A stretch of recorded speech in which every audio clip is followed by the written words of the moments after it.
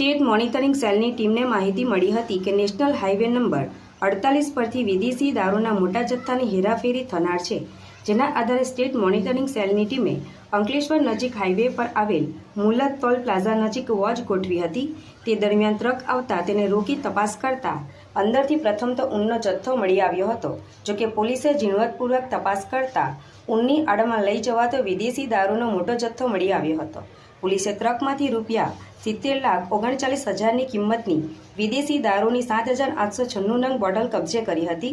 પોલીસે ટ્રક ચાલક અને રાજસ્થાનના રહેવાસી પિન્ટુસિંહ નટુસિંહ રાવતની ધરપકડ કરી તેની પૂછપરછ કરતા તે વિદેશી દારૂનો જથ્થો ગોવાથી લાવ્યો હતો અને કચ્છના ગાંધીધામ પહોંચાડવાનો હોવાનું બહાર આવ્યું હતું। સ્ટેટ મોનિટરિંગ સેલની ટીમે આ મામલામાં કુલ 4 આરોપીઓને વોન્ટેડ જાહેર કર્યા હતા, જ્યારે ટ્રક, મોબાઈલ અને રોકડ રકમ મળી કુલ રૂપિયા 90,79,000નો મુદ્દામાલ જપ્ત કરી તેની વિરુદ્ધ અંકલેશ્વર શહેર બી ડિવિઝન પોલીસના હવાલે કરવામાં આવ્યો હતો।